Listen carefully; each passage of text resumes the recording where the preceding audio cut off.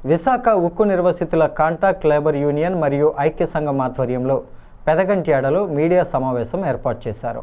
ఈ సమావేశంలో ఉక్కు నిర్వాసితులకు ప్రతి 6 నెంబర్కి ఎకరం భూమి చొప్పున వన్ టైం సెటిల్మెంట్ చేయాలని, వన్ టైం సెటిల్మెంట్ చేసేంత వరకు ప్రతి నెల జీవన భృతి కింద 25,000 రూపాయలు ప్రతి 6 నెంబర్దారుడికి ప్రభుత్వాలు చెల్లించాలని సమావేశంలో యూనియన్ అధ్యక్షుడు పితాన భాస్కర్రావు మాట్లాడుతూ, స్టీల్ ప్లాంట్కి భూములిచ్చి 45 ఏళ్ళు అయినా ఇప్పటికీ శాశ్వత పరిష్కారం చేయలేదు కాబట్టి కేంద్ర రాష్ట్ర ప్రభుత్వాలు స్పందించి ఉక్కు నిర్వాసితులందరికీ న్యాయం చేయాలని ఈ నెల డిసెంబర్ 8వ తారీఖున స్టీల్ ప్లాంట్ మెయిన్ గేట్ దగ్గర నిరసన కార్యక్రమానికి పెద్ద ఎత్తున చేపట్టడం జరుగుతోందని అన్నారు.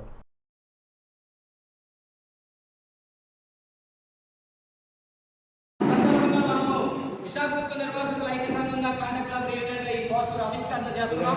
మరి ఈ పోస్టర్ మీ గ్రామాల్లో అతికించడం జరుగుతుంది. ఈ పోస్టర్ను చూసి ప్రతి ఒక్క నిర్వాసిత కుటుంబం నుండి కూడా ఒక తల్లి, ఒక తండ్రి, ఇద్దరికి అవుతుంది కనుక జీవన వృత్తిని ఇవ్వాలి. ఆ విధంగా అలాగే కొందరికి కొన్ని భూమి సకాలంలో ఆ ఫ్యాక్టరీ నిర్మాణం చేయకపోతే ఆ తిరిగి ఆ భూములు ఇచ్చేయాలని చెప్పేసి 2013 కేంద్ర ప్రభుత్వం చట్టం తీసుకొచ్చింది, R&R చట్టాన్ని.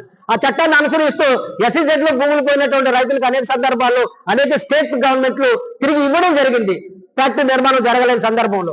అలాగే మా దగ్గర తీసుకున్న భూమిలో కూడా స్టీల్ ప్లాంట్ నిర్మాణం చేయకుండా ఖాళీగా ఉంది. ఆ చట్టాన్ని అనుసరిస్తూ మాకు కూడా తిరిగి ఇవ్వాలని మేము కోరుకుంటున్నాం. ఈ చట్టం ఎక్కడ చెప్తుందంటే ఆర్టికల్ 14 సమానత్వం హక్కు, ఇది ప్రాథమిక హక్కుల్లో భాగమే. ఈ రోజు ముఖ్యంగా మేము పాలకులకు చెప్తున్నది ఏంటంటే, మీరు రాజ్యాంగబద్ధంగా ప్రజల ఓట్లతో ఎన్నికైనటువంటి వాళ్ళు కనుక రాజ్యాంగాన్ని ముఖ్యంగా గౌరవించి మీరు పనిచేయాల్సినటువంటి అవసరం ఉంది. ఇంకొకటి ఏంటంటే, సమానత్వ హక్కు ప్రజలందరూ సమానమని చెప్తున్నారు కనుక ఎక్కడ నిర్వాసితులు అయినటువంటి వాళ్ళకి భూములు పంచారు, అదే విధంగా మా నిర్వాసితులు కూడా పంచాలి. అప్పుడే సమానత్వ హక్కులు మీరు గౌరవిస్తున్నట్టు ఉంటుంది అనమాట. ఖచ్చితంగా మీరు రాజ్యాంగమే ప్రమాణం చేశారు కాబట్టి రాజ్యాంగాన్ని అమలు చేయాలని మేము తెలియజేస్తున్నాం. మేము అడుగుతున్న భూమి కూడా ఏ ఒక్కరు ఇచ్చింది కాదు, మా దగ్గర తీసుకున్నది మేము అడుగుతున్నది కనుక మా భూమి మాకు ఇవ్వాలని, మరి ప్రజలు కూడా ఏదైతే 8వ తారీఖున మనం నిర్వహిస్తున్నామో డిసెంబర్ 8ని ఆ కార్యక్రమానికి ప్రజలు కూడా వేలాదిగా తరలి వచ్చి ఈ ప్రభుత్వానికి కళ్ళు తెరిపించాలి. అలాగే ఈ మేనేజ్మెంట్ కూడా కళ్ళు తెరిపిస్తేనే కానీ మన నిర్వాసితులకు న్యాయం జరగదని అయితే ఈ సందర్భంగా ప్రధానికానికి కూడా మేము పిలుపునిస్తున్నాం. మీరు ఈ సమావేశానికి ఇచ్చేసినటువంటి